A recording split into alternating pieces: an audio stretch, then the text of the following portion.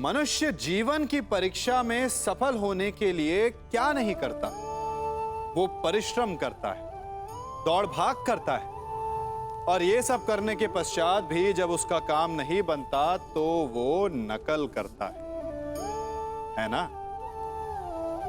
तनिक लौटिए अपने बचपन में, स्मरण कीजिए अपने बचपन की स्मृतियों का। क्या स्मरण हुआ? विद्यालय में जब आप परीक्षा देने जाते थे तो क्या होता था? आप ना सही, परंतु कोई ना कोई सफलता पाने के लिए नकल करता ही था और उत्तीर्ण भी हो जाता था, है ना? परंतु जीवन की परीक्षा ऐसी नहीं होती। नकल करने वाला सफल नहीं होता। कारण विद्यालय में सबके प्रश्न पत्र एक होते थे, परंतु जीवन के प्रश्न पत्र और उनकी कठिनाई सबके लिए भिन्न होती। तो निश्चित रूप से उनके उत्तर भी भिन्न होंगे ना।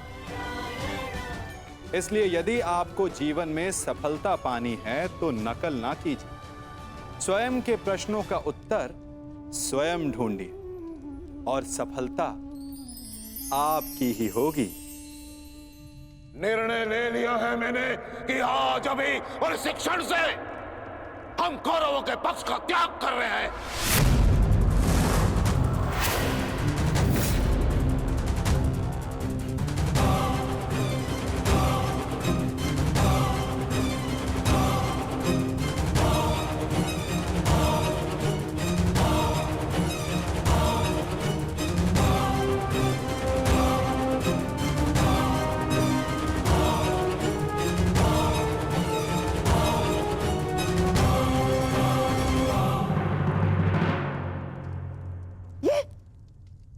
ये क्या किया तुमने? गुरु द्रोण को रोका क्यों नहीं तुमने दुर्योधन? होने वाले सम्राट हो तुम, सम्राट। तुम्हारी सेना का एक एक महारथी ये तुम्हारे विरुद्ध जाएगा तो युद्ध में विजय कैसे पाओगे तुम? जो युद्ध से विमुख हो उसे अपनी सेना में डालना अपने योद्धाओं को संकट में डालने के समान होता है मामाश्री। अरे क्या करता मैं और क्या करूं? उन्हें बंधन में बांध कर रख लूं या फिर विरोध करने पर बंदी बनाकर रख लूं? आप जानते हैं यह संभव नहीं है, किंतु मैं जानता हूं कि मैं जो कर रहा हूं उचित कर रहा हूं। उचित नहीं कर रहे हो तुम। समझने का प्रयास करो दुर्योधन। हमें विजय पाने के लिए गुरु द्रोणाचार्य की आवश्यकता है। मुझे मेरे मित्र के अतिरिक्त और किसी की आवश्यकता नहीं है मामाश्री।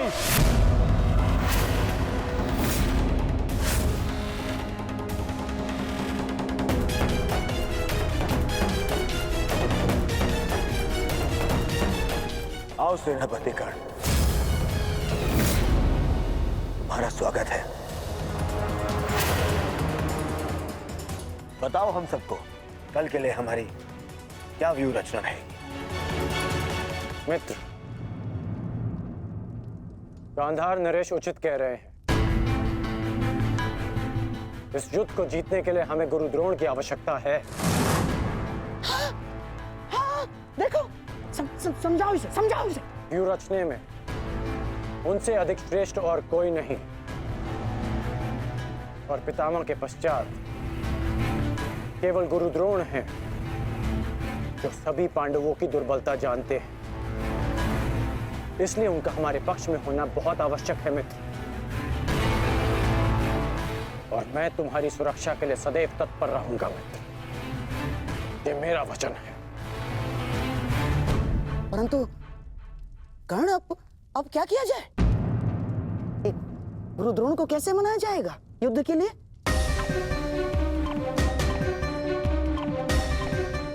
मेरे पास उपाय है। हाँ, कैसा कैसा उपाय अंगराज? गुरु द्रोण कल युद्ध में प्रस्तुत रहेंगे।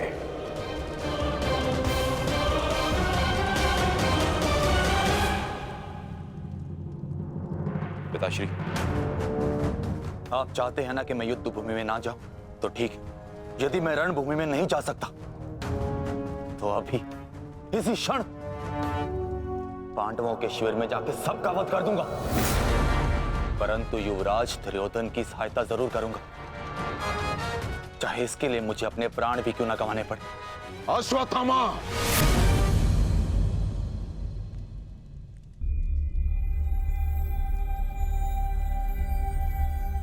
बात को समझने का प्रयत्न करो। तुम दुर्योधन की कोई मदद नहीं कर सकते, उल्टे तुम अपने प्राण संकट में डाल लोगे। और इसी कारण मैं नहीं चाहता कि तुम इस युद्ध में भाग लो, क्योंकि मैं तुम्हें इस प्रकार खोना नहीं चाहता। अब मैं कोई बालक नहीं हूं पिताश्री, अपने निर्णय स्वयं लेना चाहता और ऐसा करने में मैं सक्षम भी हूं। प्रणिपात।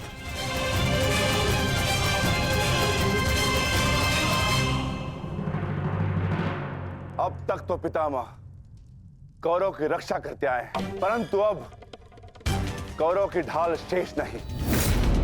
मैं विकोदर भीम उन पापियों का नाश करना आरंभ कर दूंगा। कौरव का नाश करने की प्रतिज्ञा पूर्ण करने का अब समय आ गया है। हाँ भ्राताश्री, जिसकी प्रतीक्षा थी वो समय आ गया। सूर्य उदय होते ही हम सभी इस युद्ध की समाप्ति का आरंभ करेंगे।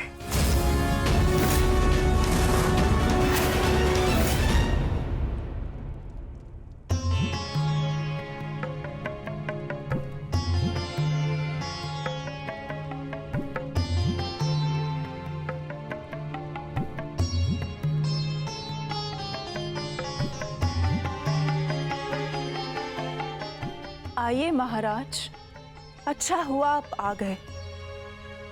मेरा स्वयं ही आपसे बात करने का मन हो रहा था। जब से ये युद्ध आरंभ हुआ है गांधारी, तुम इन दीपकों का विशेष ध्यान रख रही हो, परंतु क्यों? मेरे सभी पुत्र उस युद्ध में गए हैं महाराज, और इसीलिए मैंने इन 100 दीपकों को अपने 100 पुत्रों की लंबी आयु की प्रार्थना के लिए जलाया है।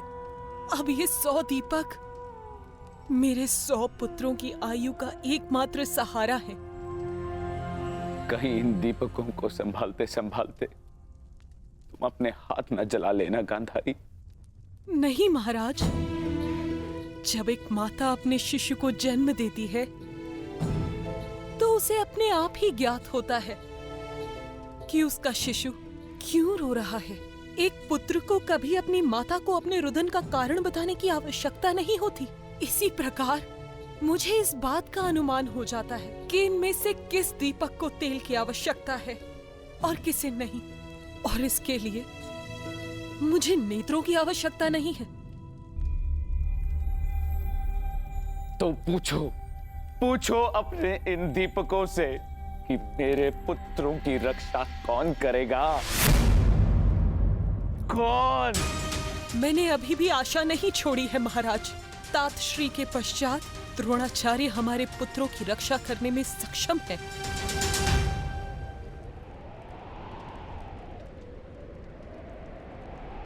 गुरुद्रोण बाहर आइए, शीघ्र बाहर आइए।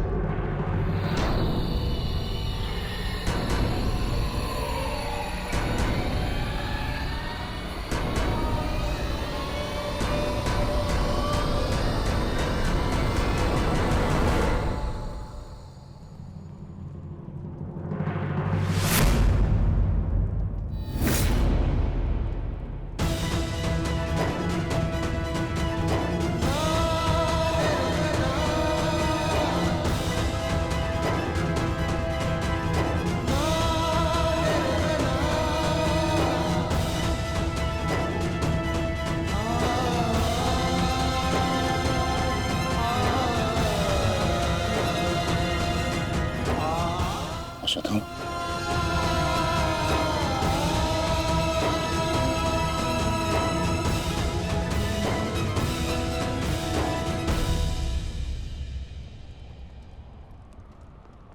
अश्वत्थामा, अश्वत्थामा!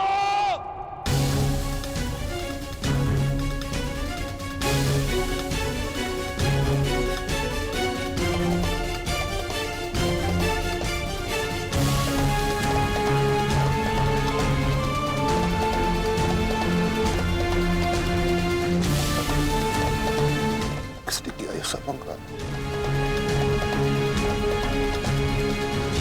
उत्तर दो मुझे, किसने किया?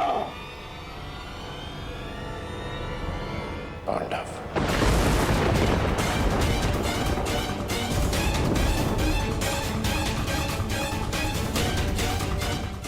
आज उन दुष्टों ने मुझे पुत्रविहीन कर दिया। युद्ध की घोषणा करो, मैं उनके संपूर्ण वंश को एक साथ समाप्त कर दूंगा अंगराज।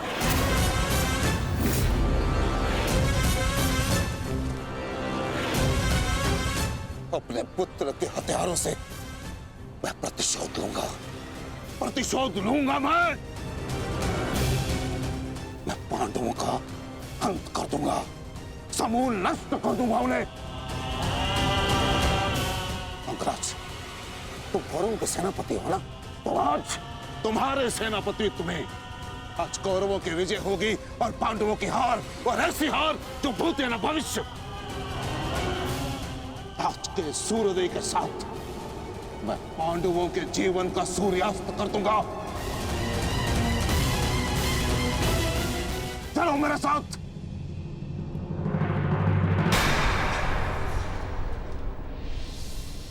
अब किस बात की प्रतीक्षा है अंगराज?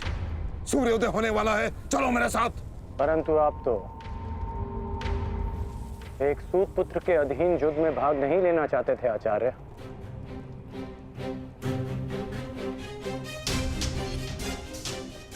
परंतु यह समय स्पष्टीकरण देने का नहीं अंगराज, यह समय है स्पष्ट प्रहार करने का, केवल और केवल आक्रमण करने का।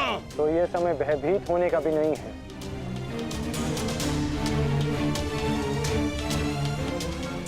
घुमा फिरा के बातें मत करो अंगराज, जो कहना है स्पष्ट रूप से कहो। कहना क्या चाहते हो तुम? सत्य कहना चाहता हूं आचार्य।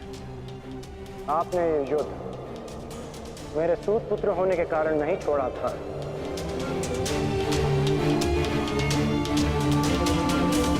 आप इस युद्ध से इसलिए पीछे हटे थे क्योंकि आपको अपने पुत्र अश्वत्थामा की मृत्यु की चिंता थी।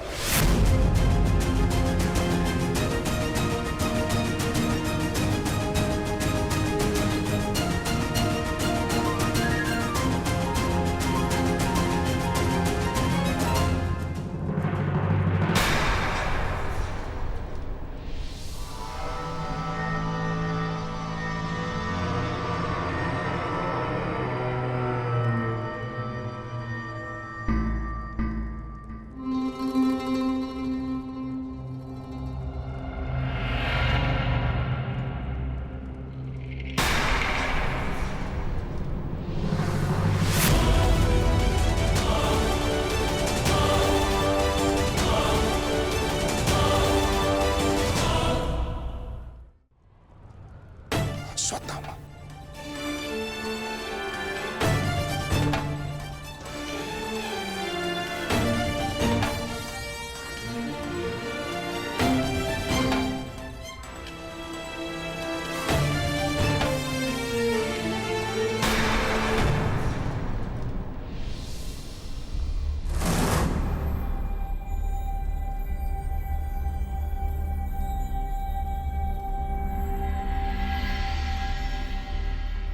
मेरे साथ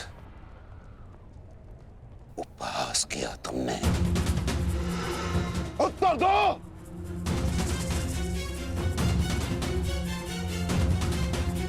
मैं क्षमा चाहता हूं आचार्य, परंतु मैंने ये सब आपका उपहास उड़ाने के लिए नहीं, आपको सत्य का आभास कराने के लिए किया है। मैं केवल उस योद्धा को चिंता के भंवर से निकालना चाहता था जिसकी इस समय कौरव सेना को सबसे अधिक आवश्यकता है। आपके युद्ध न लड़ने का कारण मुझे आरंभ से ही ज्ञात था।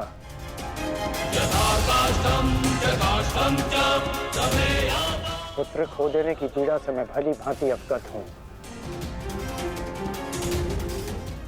परंतु इसका अर्थ ये नहीं कि एक योद्धा अपना कर्तव्य निभाना भूल जाए।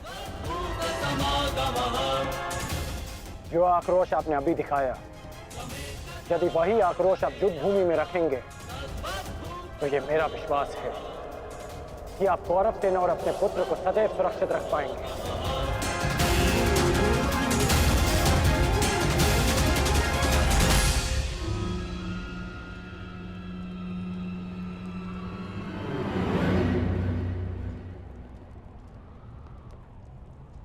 मुझे क्षमा कर दो दुर्योधन, मैं पुत्र मोह और कर्तव्य के मध्य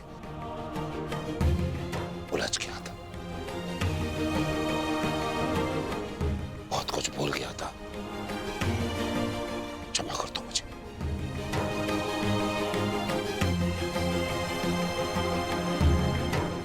गुरु द्रोण, आप सेनापतित्व स्वीकार कर कौरवों की जीत सुनिश्चित करें और आपके पुत्र की सुरक्षा मैं सुनिश्चित करूंगा।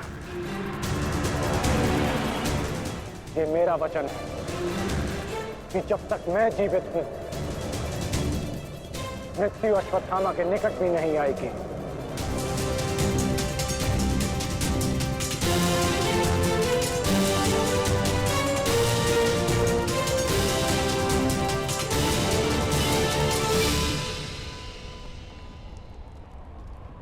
आपको इस प्रकार कष्ट देने के लिए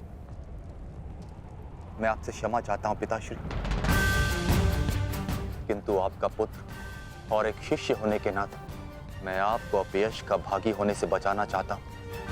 पिताश्री, मैं आपसे एक वचन मांगना चाहता हूं कि जिस क्षण आप रणभूमि में उतरेंगे उसी क्षण आप अपने हृदय से मेरे प्रति पुत्र मोह को त्याग दें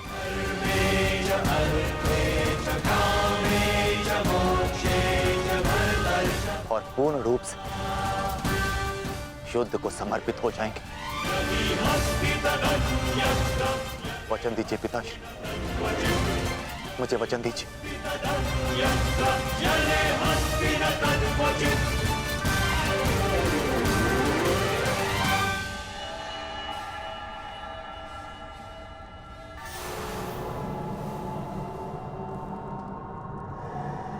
मैं वचन देता हूं,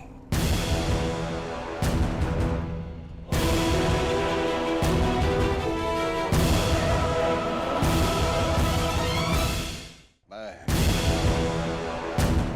वचन देता हूं।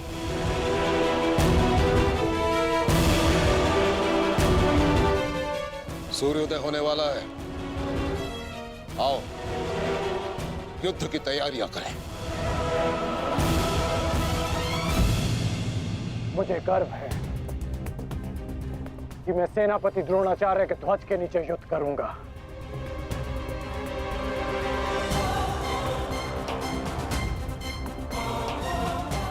मैंने तुम्हें पहले भी कहा है मित्र, मुझे तुम पर पूर्ण विश्वास है। तुम्हारा हर एक निर्णय मेरे ही हित में होगा।